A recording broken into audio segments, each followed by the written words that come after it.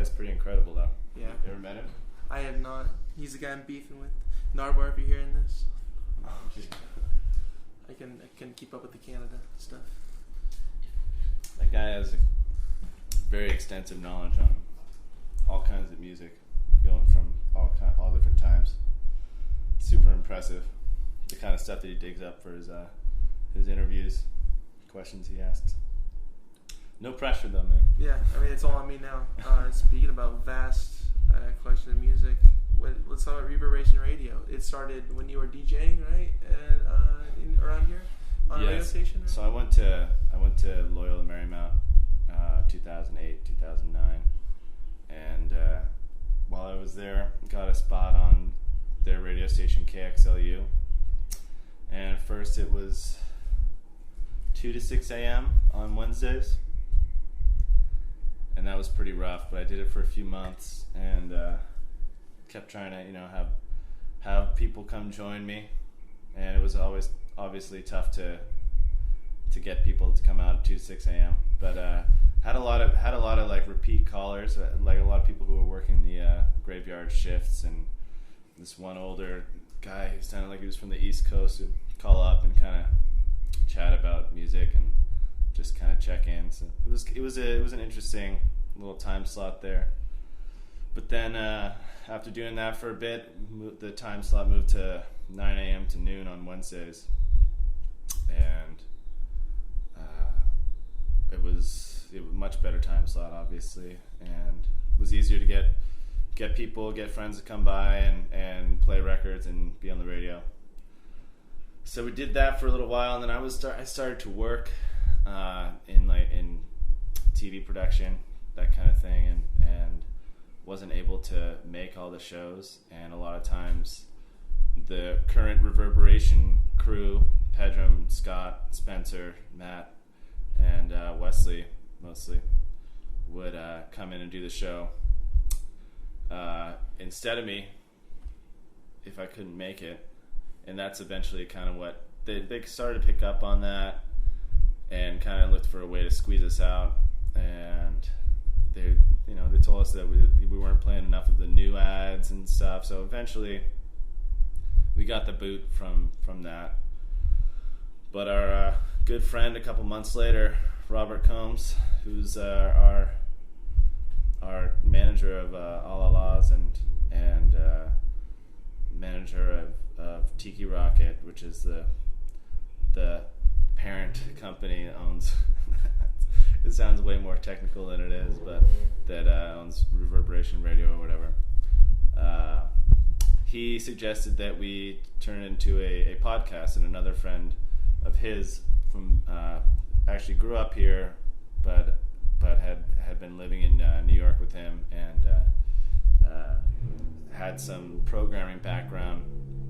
This guy Jeff Huang, also a Reverberation Radio member, he was able to get the format down and upload these mixes, and it started off, we didn't have much of a format or anything, but eventually the half hour every Wednesday format became the thing, and just now it's a rotating cast of 10 guys, and every week it's somebody's turn to turn in a mix, and I actually think that mine's due next week. I gotta get started on that.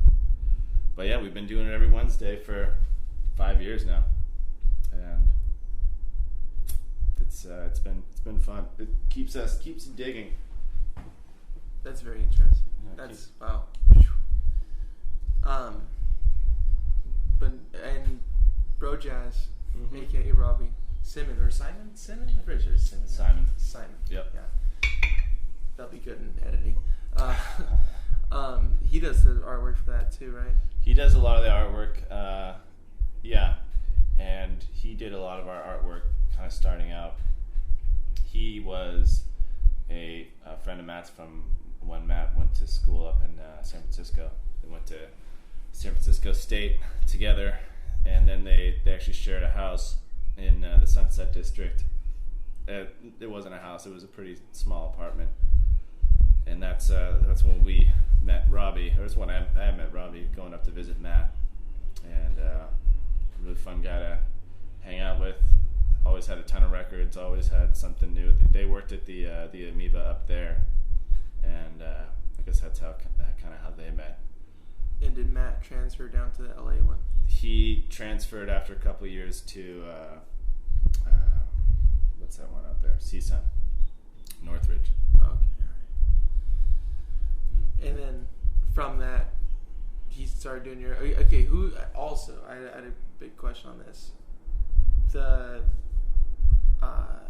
art on the first record. Yeah. That's another person's photography, right? Or is it derived from something else, right? It is. I seen the original and it was a little bit different, but what was why'd you guys choose that for your first? Well, is it an LP or is it EP? Yeah, that's the LP. Artist is David Hamilton. You just really dug the artwork.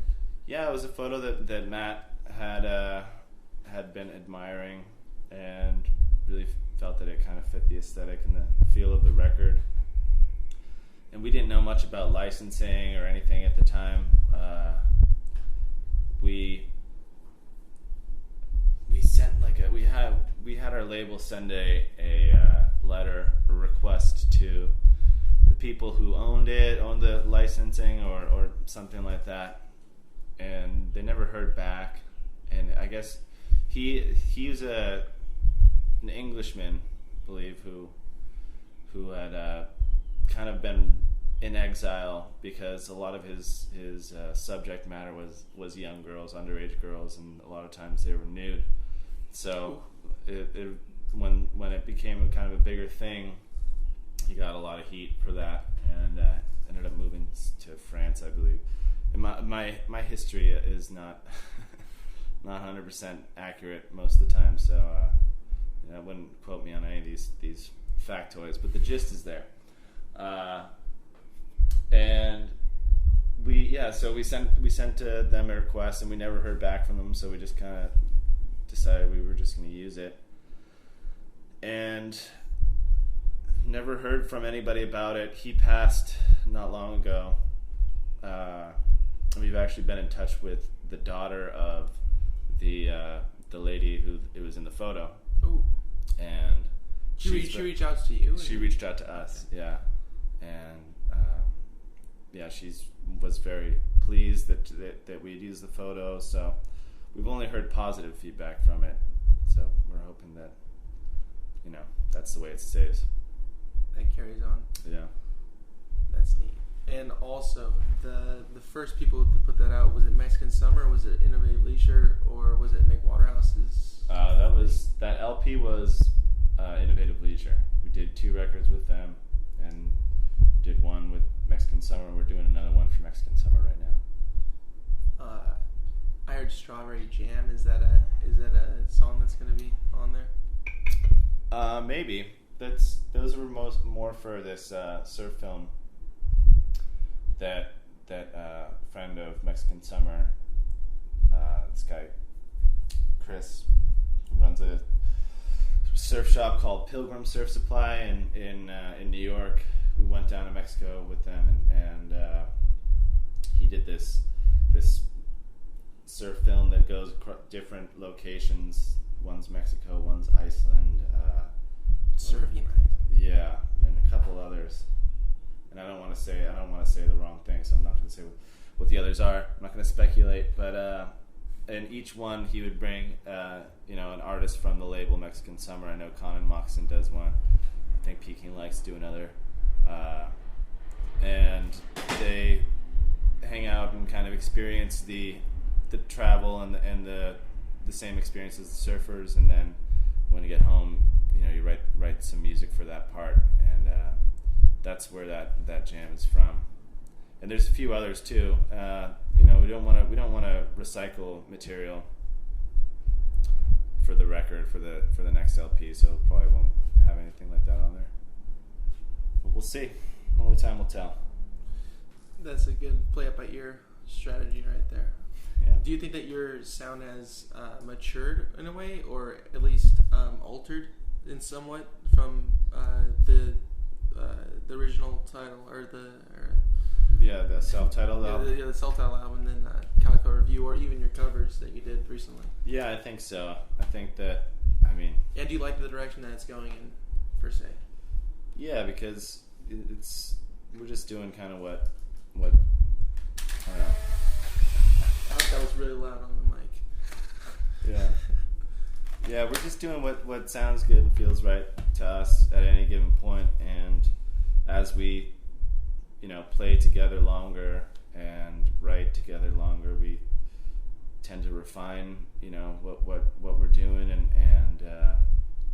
things get a little more complex and a little more thoughtful. So, we change. That first record came out in 2012. So over the past 6 years, I think we've changed a lot. So definitely the sound is going to change with us. Also, the addition of Tim Hills on piano, on Tim the keys, Hill, yeah. The ones and twos. Ones and twos are turntables, friend. Record. Whatever, man. I'm sure you make sense. Yeah, no. I heard that from somebody once. I was like, yeah, I'll pull that out on the podcast and get schooled real quick. That's cool. Where'd you meet him at? He used to play with Nick Waterhouse, and we met him through playing shows with Nick. I believe it was on a European tour that we did together, that we first played together, and he and Jeff Luger, who played percussion with us for a while and went on a few tours with us. They both played for Waterhouse, and then they stopped, and we picked him up, and yeah, Tim just did a cut a single, and we're actually going to be releasing it through Tiki Rocket. We're pressing up a bunch of those, and we're going to be releasing them. Kind of get into that side of the business. Be fun to kind of make our own records and have total creative control over that. Yeah, it's a good deal. Yeah. Is that the only person you'll be putting out on that, or others to come? Maybe. I think the plan is to do more, especially if this is unless this is like a nightmare and doesn't go well and it becomes a real pain in the ass or something. I think the plan is to do more, and I'm sure it'll go well, because it's only 500 records. I think the rest should be able to sell. They'll fly off the shelf. We'll see. Is that going to be on tikirocket.co, that website? So if people want to find it, listen to it, it's still available. If. Yeah, I think it'll be on there. I think that's tikirocket.com. We did a ososlow.co because that's what I was thinking. That was for the Bali Festival. We did that, and that was because the .com was taken or something. It was like ososlow.co has a ring to it, and it's cheaper, so that's what we did. And All Laws sure has a ring to it as well. What was the Laws derived from some band, right? Yeah, the Laws. That band. Kind of also the Shangri-Las, and just All Laws just sounded like a song. Kind of had, like you said, had a ring to it, and it's just kind of rolled off the tongue. And we were under like a time constraint. We wanted to have a name for the band for our first show, and just throwing names all around, and that's what we landed on. Was it a Halloween party for the Amoeba people? It was. And I actually just drove by. It wasn't for Amoeba. It was like at somebody's house that was an Amoeba acquaintance and friend or whatnot. And I actually just drove by that house, which was across the street from Little Joy. I don't know if you know that bar on Sunset Boulevard. That used to be a real cool spot when we were, I guess, your age, about 10 years ago. It was really kind of edgy. There was writing all over the walls. There was great, like a lot of people we looked up to DJing, and there's a pool table, and we had fake IDs, and they let us in, so it was kind of all we needed. But just across the street was a red house, and Spencer had lived there for a short time at one point, so we knew all the guys lived there. And when they were having a Halloween party, they said, "Why don't you guys come play? Invite the Halloween party." And we didn't really have any songs per se. We just had a few kind of jams and ideas, and I would kind of ad-lib vocals over them, and that was our first show in costume.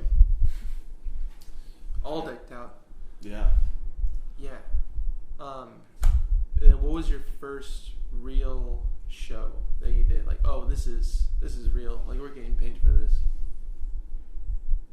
I have no idea. I really don't. That long ago? It was a long time ago. We were playing a lot of shows for free that felt like, they were all intents and purposes real shows for a while. I can't tell you the first one that we got paid for. But yeah, for the longest time we were just playing whatever we could, anywhere in the city, and kind of meeting a lot of people and just taking what we could get. We had a really good time doing it, so it was there's no skin off our nose. There was this song that I came across on YouTube the other day. It seems pretty old. It's called Daytona Traveler. Somebody else just sent me that recently. Yeah. She thought it was a new song. But yeah, that one's real old. I think we were playing at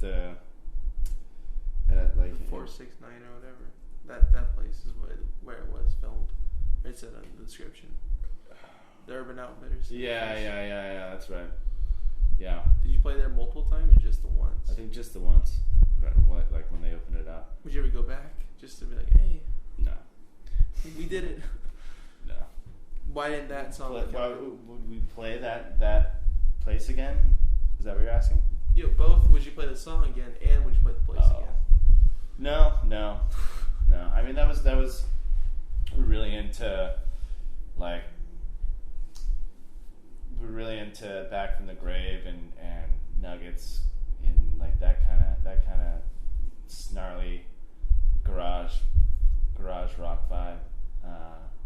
Back then, still a lot of good stuff, and still has an effect, probably an effect on the way we think about music and whatnot. But that song was just like straight snarl. Like could have been one of those comps. So we try to change it up a little bit, give it our own touch, flavor these days. So I don't think we'd ever really. And that we had a lot of songs like that. We had a lot of songs that even before the first record came out that we would play for a little while and then get tired of and move on. And that's by the time we made our first record, we were condensing a whole other. We were condensing that first record for a much bigger catalog of songs that we had played and just refined. Yeah, and then just decided to leave. Yeah. What was the first song that you wrote that ended up on an album? If you could even remember that, like maybe Busman's Holiday or something along those lines. I guess it was probably. I mean, the first single that we did was Catamaran, Long Journey. So I think it must have been one of those. I mean, Long Journey being a cover. And so I guess it must have been Catamaran. Maybe Don't You Forget It was written before that. But yeah, other than that, it's probably Catamaran. I remember the first song that we recorded was I think it was Don't Want to Hear No More, which is just a song that Pedro and I just like made in a night. We borrowed a buddy's 8-track machine and just took it to our we had a little lockout at Bedrock that we shared with a bunch of other bands. We just brought it in there one night and we recorded the song in a night. Super simple, but had a cool little feeling to it. And I like it. It's on YouTube. If you yeah, it's very nice. Yeah, and put that up on MySpace. Boy, woo! Yeah, took off. No, but that's that. Either that, or I remember we covered another Seed song, the other place. That's also that's a great cover. Yeah, I've heard that. Very nice. Well. Actually, we recorded that one in Anaheim, where you're from. Oh, where in Anaheim? This guy's Dan's. He had I'm looking back. I knew so little about recording equipment, but he might have had the same tape machine that we have now, which is a Tascam 388. Just a simple 8-track, all-in-one unit kind of thing, and I think that's what we were using to do it. But if not that exact machine, something like it. Yeah, we just did it at his house, and yeah. Why all the way over there? Just because you had all this stuff over there, and you guys were over here, and that's just how it happened. Something along those lines. I forget how we linked up with him, but it was kind of the kind of thing where like, hey, I got a studio in Anaheim. If you guys want to come down, like, I don't know. And I think we recorded that for somebody who knew him. Was this for like a compilation or something? If I remember. Mm-hmm. So that's. Speaking about 8-tracks, like Aquarium Drunkard, or if I'm saying that right, will those songs ever come out on a hard copy? That's like the Lagniap sessions, those covers. I'm not sure because we did that for him, and then it's like it's his to deal with. If he wants to or not, it's his call. Would you ever want to release them yourself? Would you be opposed to doing it?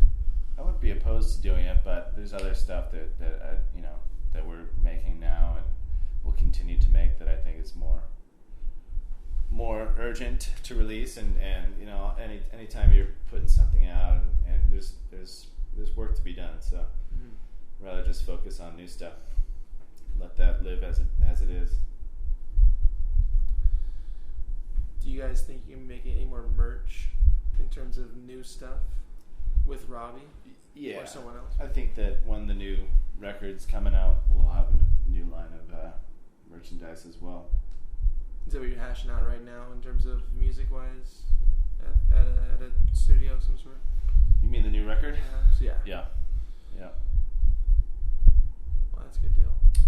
Yeah, gotta stay busy. Gotta keep writing. Keep on moving. It's true. Mm-hmm. What's your personal favorite type of format to listen on?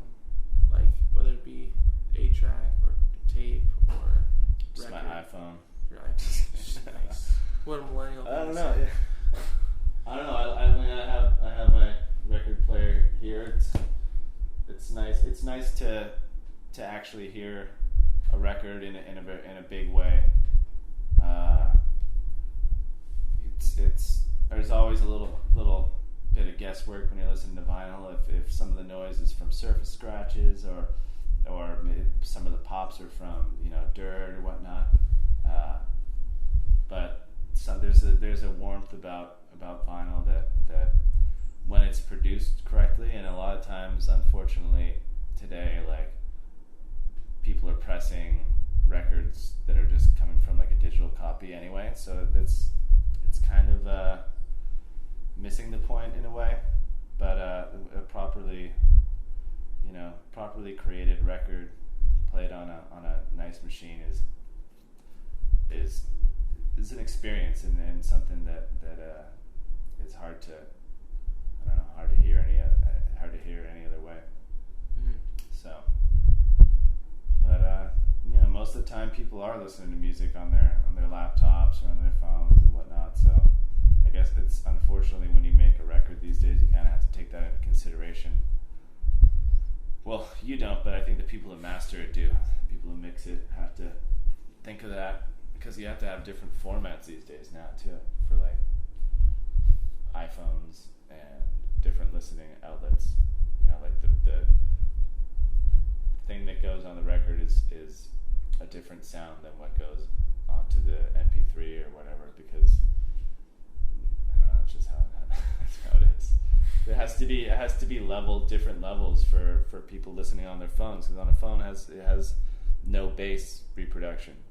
So you have to like juice up the bass for tracks that get sold on iTunes and whatnot, so that when they hear it, they can hear the bass still.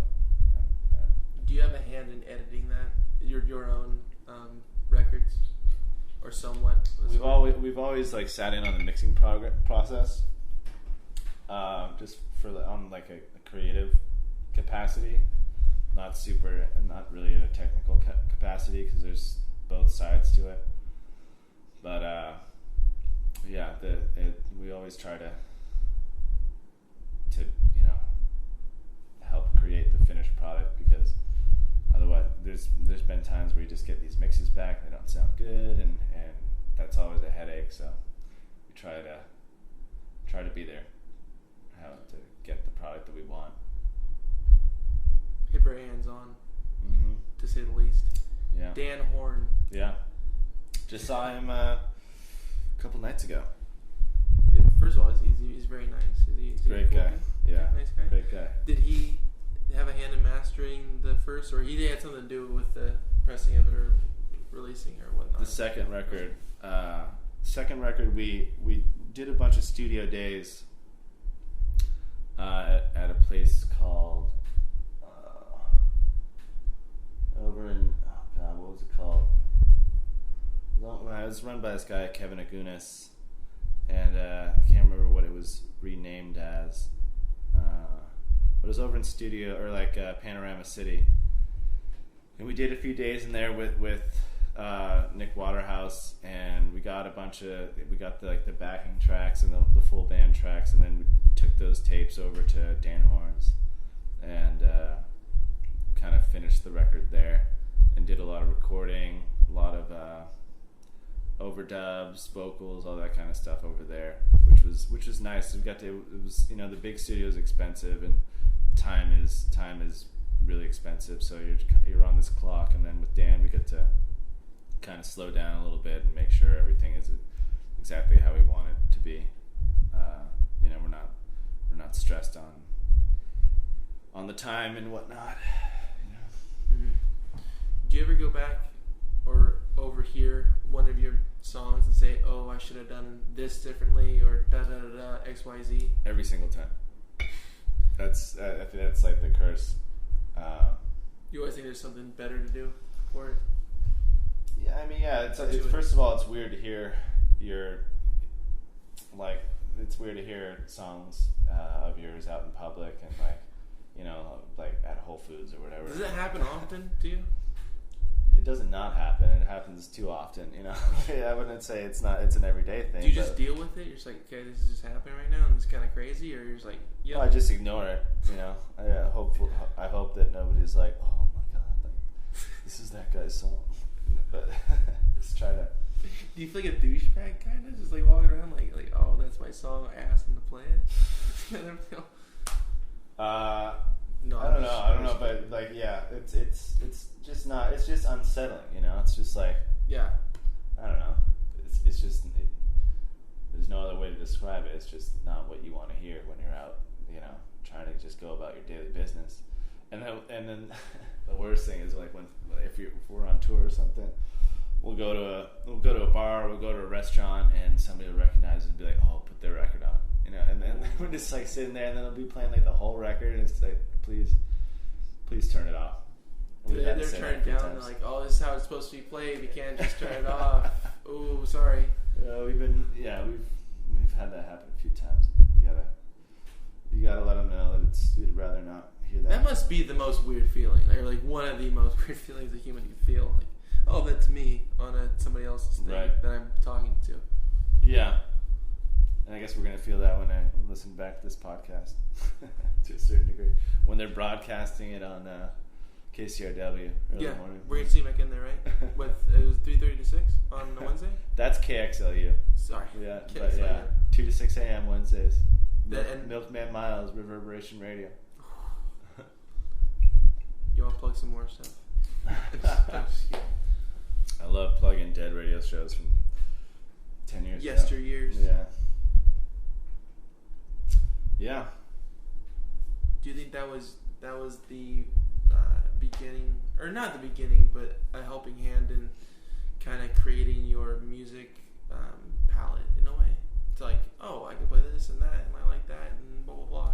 When your friends started coming in there and doing their own, like all the guys who were coming up, and all the guys who are in Reverberation Radio now are all guys that we shared music with, over email, basically, like before that. So we were already kind of trying to dig and trying to outdig one another and that kind of thing, and like having friendly competition, which is still how it is to a degree. It's still like when somebody makes a great mix, on one hand you're like nice mix, on the other hand you're like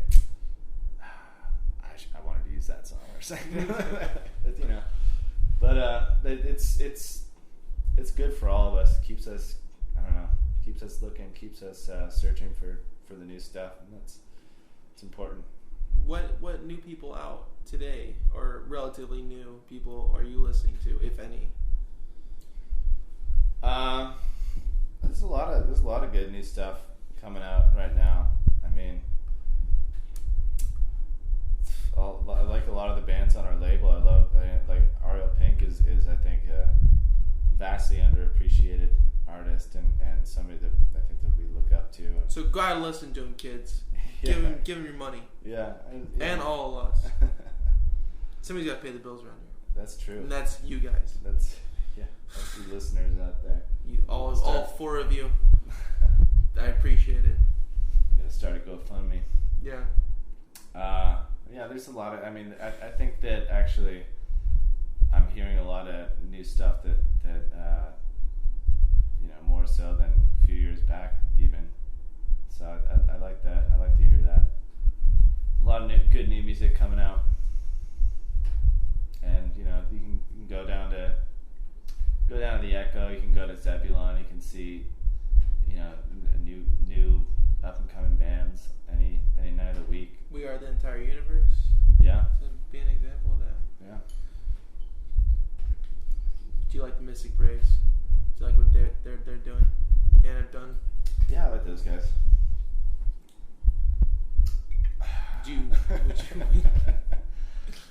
I like the really dramatic pauses.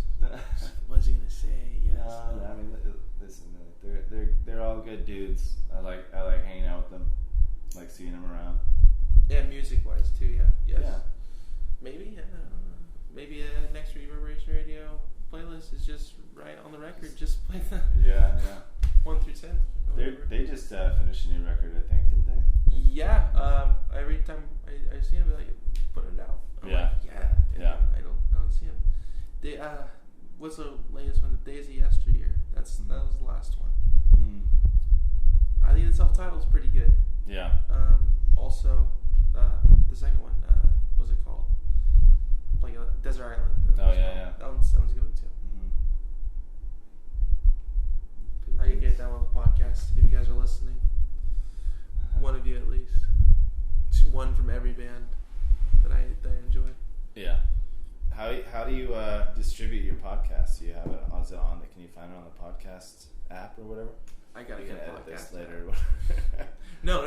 This is what the listeners want. Yeah. I can't like get it. Hey Jacob, mention on the podcast how you doing it incorrectly because we're using Miles' equipment. Thank you very much again. Yeah. Miles, Yeah. Because mine's a piece of shit.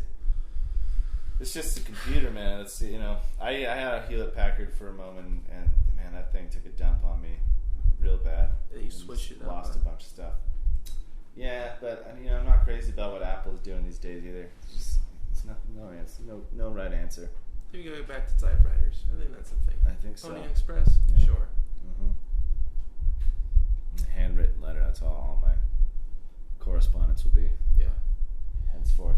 I was gonna say tis and whatnot. When was the last time you wrote a letter to somebody, Miles? This is not music related at all. I was just wondering. Yeah. No, I write letters. I write letters home when I'm on the road. I write postcards. I write. Your parents still live here, right? They live in Redondo Beach. Oh, okay. Yeah. I grew up in Manhattan Beach. Then I moved to Venice. Then I moved to Mar Vista. Then I moved to Silver Lake. Then I moved to Eagle Rock. And now I live in Echo Park. And that's all you need to know about that. That's it. Yeah, I was west, and then I was east, and that's been my life. But the thing about I love living near the beach, and I grew up by the beach. But You'll die at the beach. Yeah, hopefully I can get back there. No. Just die on the beach. Just watch. Oh, what? It's Miles. Hey, play this song. Turn it up. Catamaran. Yeah.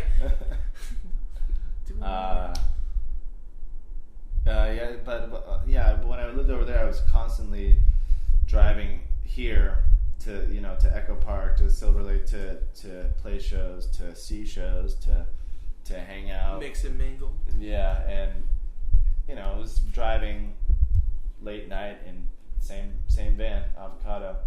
Just like, and then if I wanted to be here by 7, I'd have to leave at 5. Just spending way too much time in the car. So eventually, I just bit the bullet and moved east. But now I don't go to the beach as much. So just can't win this town, man. That's it.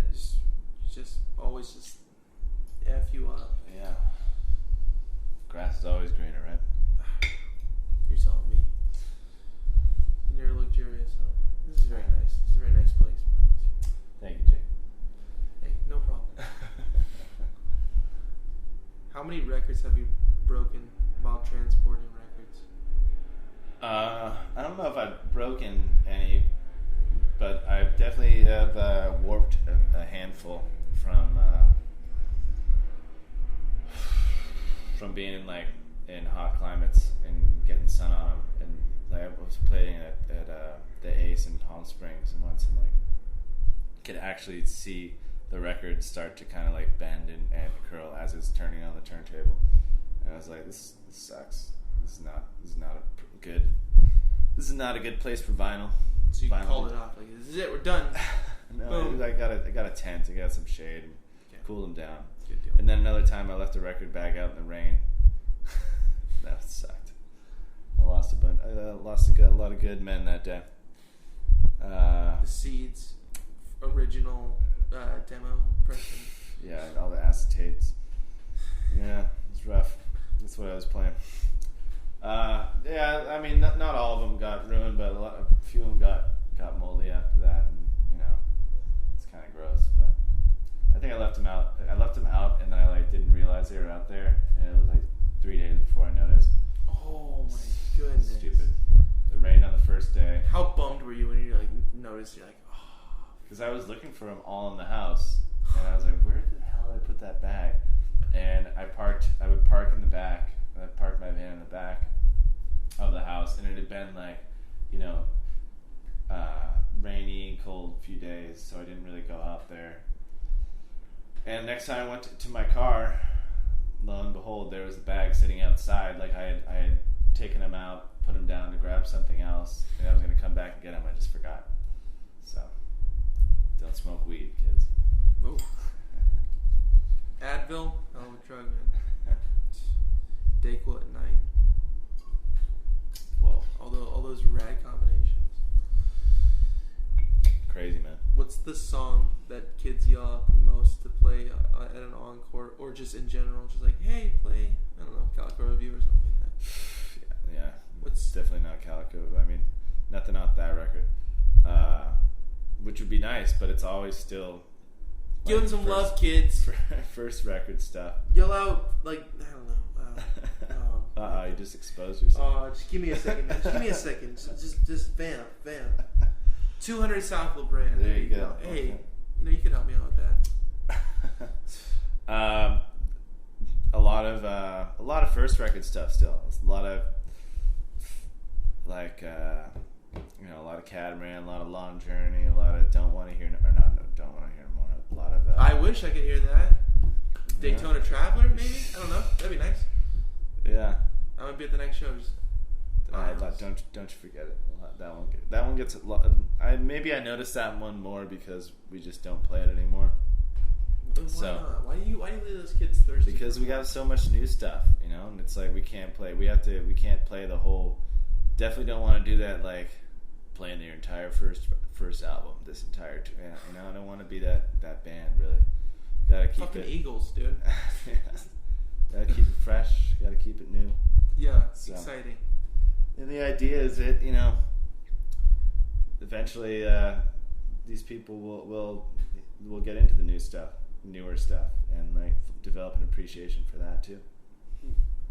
Let's plug the covers, the one you just did, "Fish on the Sand" and "The Earth Can't Hold Me." And Yeah. Covers EP. Where can the kids find that? I know that we have them at all our shows, and I think that they sell them on our website. So I'm pretty sure, and you can get them at Mexican Summer's website. I'm pretty sure you can just find them out on the internet pretty easily. I'm sure also there's some record shops that carry them, but I couldn't say specifically what. Burger Records might have some. If you guys Maybe. are listening, Burger, give me a sponsorship. I'm always in there.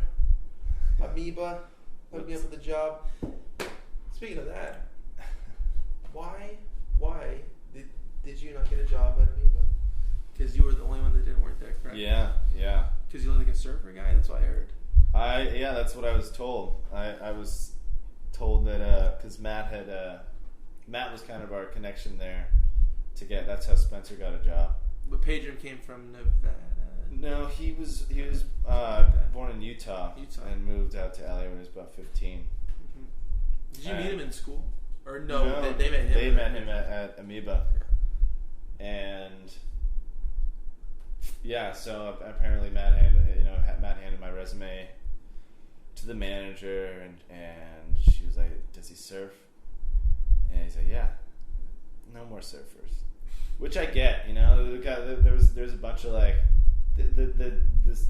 I don't know. There's a bunch of surfers working there at the time. I guess maybe I don't know.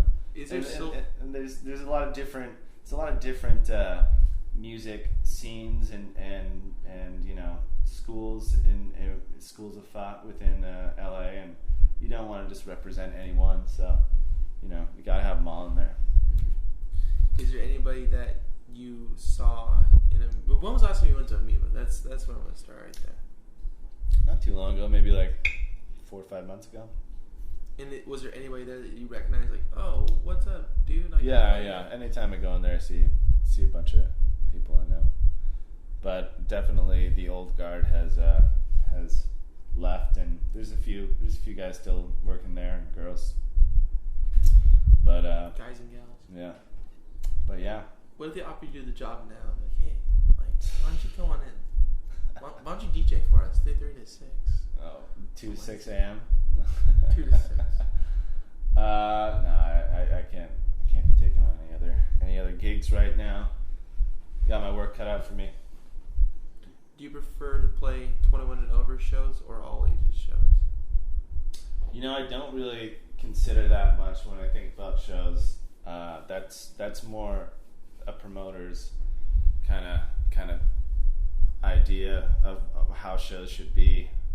Can you tell your promoter that all ages shows are the best, no matter what? Just make it like that. Well, there's some venues. I remember. Okay, so in Seattle, I forget which one, but there's a venue where if you're 21 and up and you want to have a drink, you have to be like corralled off in this. It's like almost like a beer garden kind of thing, Kind of like the Lodge Room, yeah. Is the Lodge Room like that? It's like where you guys are playing. Yeah.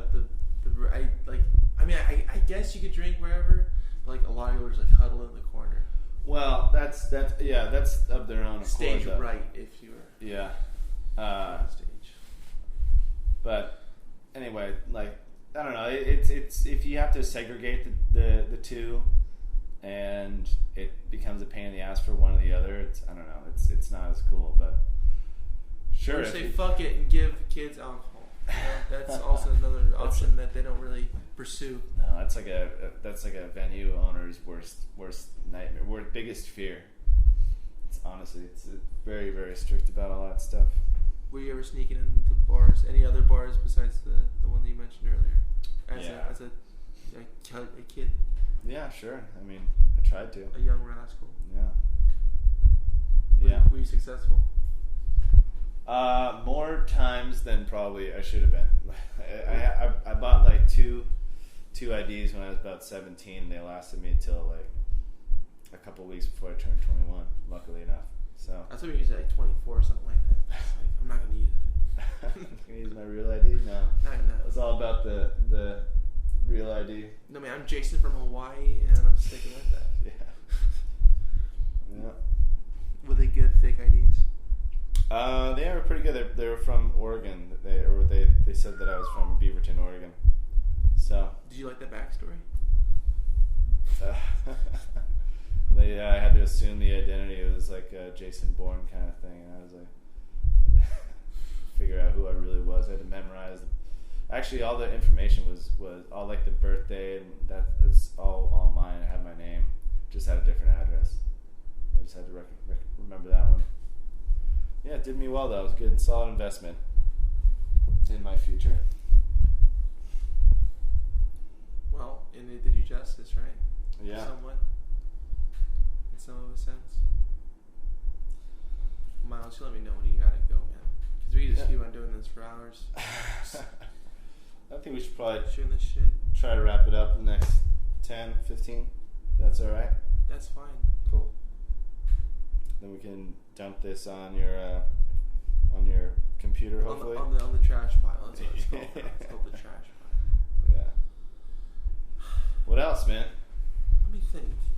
You ever been to Africa before? We went to South Africa. I thought I saw that on a poster one time. A couple years back, Cape Town. Like it? Yeah, I did. I really did, but it was very very eye-opening. That there's the infamous townships outside of Cape Town were really profoundly disturbing in a way, and kind of, I don't know. It was very enlightening, and it was nice to see a lot of people having, like, I don't know, being happy, at least on the surface, but it was very stark difference from the city of Cape Town. And they just ended apartheid there in the 90s, and it's still very much a part of people's kind of mentality, and not to trash on it, anyway, I don't want to get political, or it was just something. We're already in it, man. You just dug a hole. Just keep on going, man. There's the other side. But it was interesting to see, and sad in a way, but definitely felt like things were moving in a new direction, which was also very nice to see. That's good. Where is the country that you like to travel to the most? Doesn't have to be for touring, just in general. Where do you like to travel? You seem like a wanderer yourself. I really like Southern Europe, Spain, Italy, France, Southern France. We had a great time in Australia. Always wanted to go there. Yeah. One day, Miles. You'll get there. Just keep playing those drums, man. Yeah. Drum yourself across the Pacific. I mean, I could stand in, man. Just let me know. I'm not taking your place, Matt, if you're listening, which you probably aren't. But that'd be amazing if it was, though. I love you, Matt. You convinced me to play drums. It's a beautiful thing. It's a beautiful thing. Is it true that you didn't know how to play drums before? Yeah. Yeah. But we started the band not with the intention of being a successful band or anything. We started with the intention of just hanging out on Sundays and having fun. So that's we weren't concerned that he didn't know how to play drums that well, or was just getting started or whatever. It was more that it was fun to have around, and had a lot of similar ideas about music and sound and things. So it's, in the end, I don't know if it would have worked any other way. So you got to be grateful. Mm-hmm. It's a nice way to wrap it up. Should we cut it now? Should we keep on going? Tell up me. to you, my man. No, I think there's nothing else that I can think of to say. But can I get you back on another time, Miles? Maybe with another person? Man. Maybe. Why don't we talk about how you managed to get me on this time? Okay. How many? Lots of badgering, lots of canoodling. I slept my way to the top on this one for sure to get to this royalty. Sit in this. No, I'm just a real big asshole, and I message a lot of people, and I try to get backstage at shows. Liquor helped as well. It's like I have there's stretches of 7-8 messages. Yeah. That I just didn't respond to. Yo, yeah, Spanning months and months. Like, hey, Miles, please. Oh I'm just God. a poor kid from Anaheim seeking to go out to LA and just meet you and just get you on my podcast. And you're like, nope. Get away from me, mortal. Yeah. So will you ever do it again? And I don't know. We'll have to see how this one turns out. On a scale of 1 to 10, yeah. How good was this interview? Was it Nardwuar good? I'm telling you, man, Nardwuar is incredible. Was it Jay-Z, Life and Times, good? I don't know. I don't know how you. Yeah. I don't know how you gauge I think you got you're developing your skill, and that's all I can hope for. Just gotta keep pestering the everybody in the music business. Yeah, everyone. Rick Rubin. Yeah. What's that one guy who pulled a gun on the Ramones? Really famous guy. Phil Spector. Yeah. That guy too. Yeah.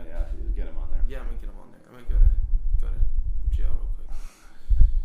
I'm gonna get the guys from Death Grips. Those guys. That'd be interesting. Do you listen to rap? Not so much. No.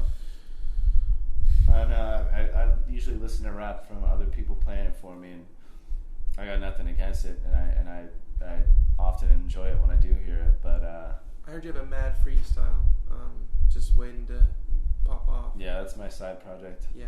Oh shit! Did I just blow it right now? Yeah, just trying to keep it. I was gonna do the Gorillaz thing where you have an animated rapper, and that's what I was. I'm sorry, dude. You were at the Kanye thing, right? When he released that in Wyoming, right? I heard that you were there. Yeah. That was true, huh? It was dope. Yeah. It seems pretty dope. All right, amigo. All right, that's it. Let's end on that note. That's it. Just turn it off. 52 minutes.